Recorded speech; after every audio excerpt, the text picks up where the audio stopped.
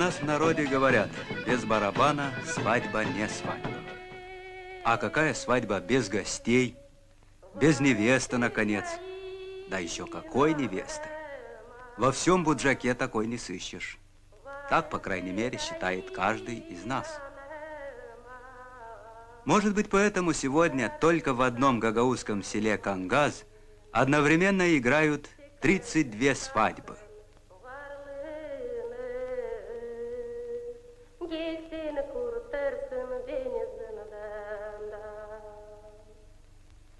И хлебный каравай, что разламывает в этот день над головой невесты, добрая вековая традиция, благословляющая новую семью на долгий жизненный путь.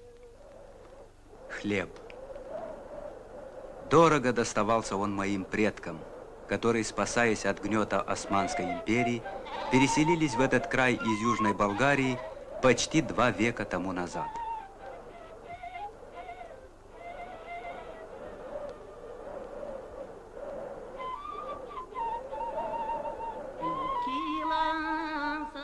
Может быть, только этот ветряк остался свидетелем тех далеких дней, когда рядом с молдавскими, украинскими, болгарскими селами здесь, на юге Бессарабии, возникли и первые гагаузские поселения.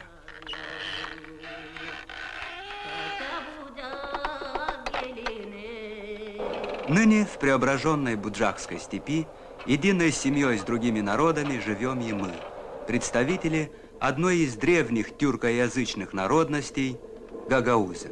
Многому мы научились друг у друга. У болгар выращивать овощи, у молдаван виноград и хлеб. Есть чем встретить и гостей. С далекой прародины к нам приехали болгарские гагаузы, чтобы вместе отметить день урожая в селе Бешалма. И, конечно, рад их приезду поэт Дмитрий Карачабан. Гагаузский краеведческий музей, который он возглавляет, пополнится новыми экспонатами. Наши писатели, художники, музыканты сегодня здесь, на этом празднике.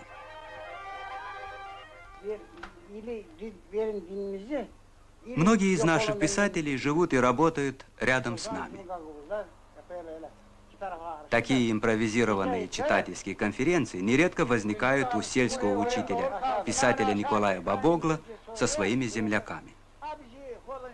Только тогда книга найдет свой путь к сердцам людей, говорит он, когда в ней раскрыта душа народа.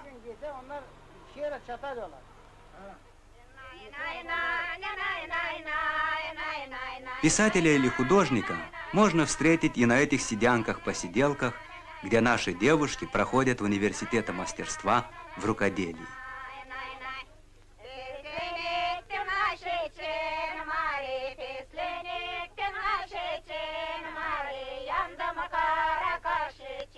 Здесь мы часто выбираем себе невест.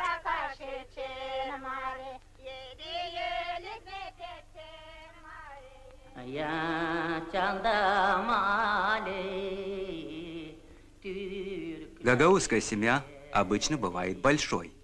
Мы очень любим детей. Проблема трудового воспитания решается у нас просто. В этом домашнем цеху каждому найдется занятие по силе и по душе.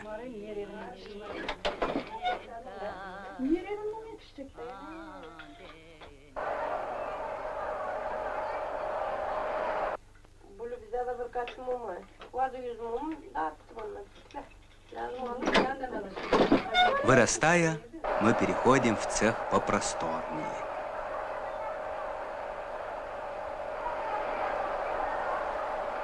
И начинаем, так сказать, завоевывать мир. Ковры, сотканные умелыми руками гагаузских женщин, украшают нынче интерьеры квартир даже многих европейских столиц.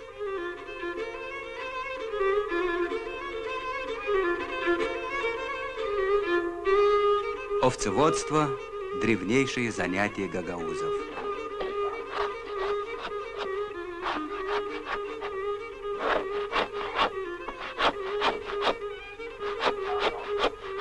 И эту работу мы женщинам не доверяем, справедливо считая ее чисто мужским занятием. Есть у нас и своя ВДНХ, ярмарка в Камрате. Здесь мы встречаемся каждую осень, чтобы подвести творческие итоги года, поделиться секретами мастерства.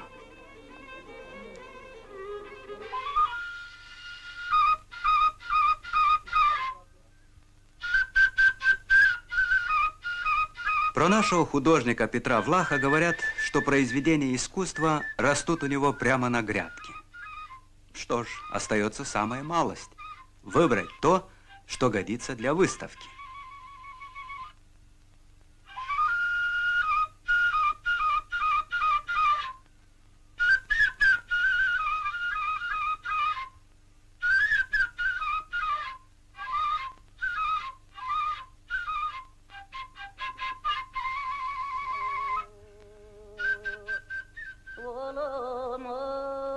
В трудном искусстве литографии нет среди нас равного Дмитрию Савастину.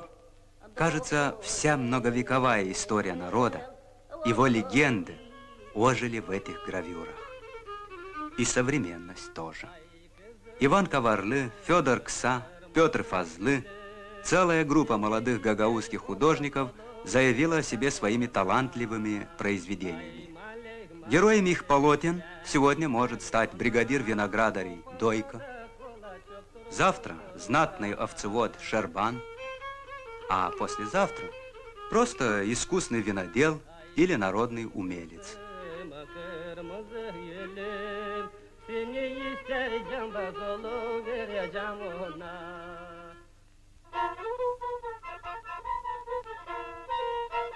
Народ наш рождает и своих Страдивари, и Паганини, если хотите. Не беда, что инструментом в данном случае служит ковал, а не скрипка. Им колхозник Петр Кара владеет мастерски. Записав его недавно на пластинку, фирма «Мелодия» как бы официально подтвердила этот высокий исполнительский класс.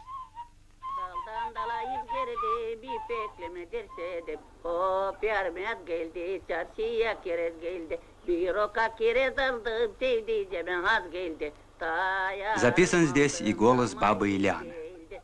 Жаль только, что сам танец на пластинку не запишешь. Разве что наш фильм выручит бабу Иляну.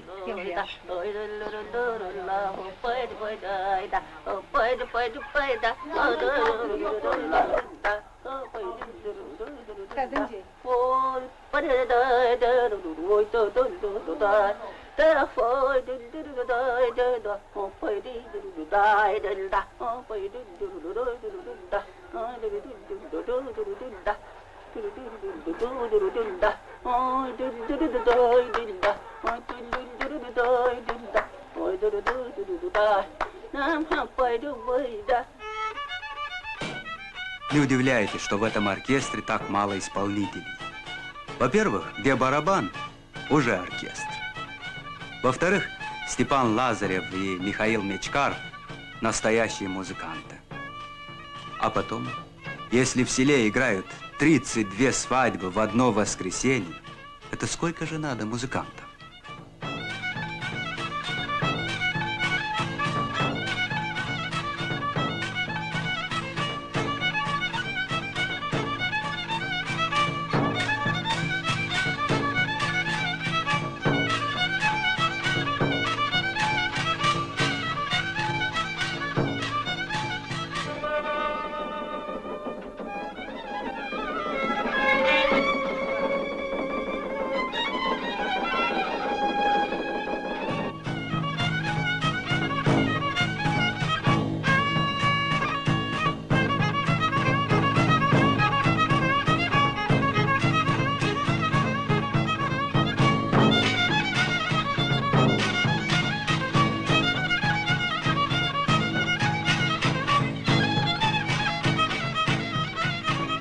Свадьба пенилась до утра, на рассвете устав, сломалась.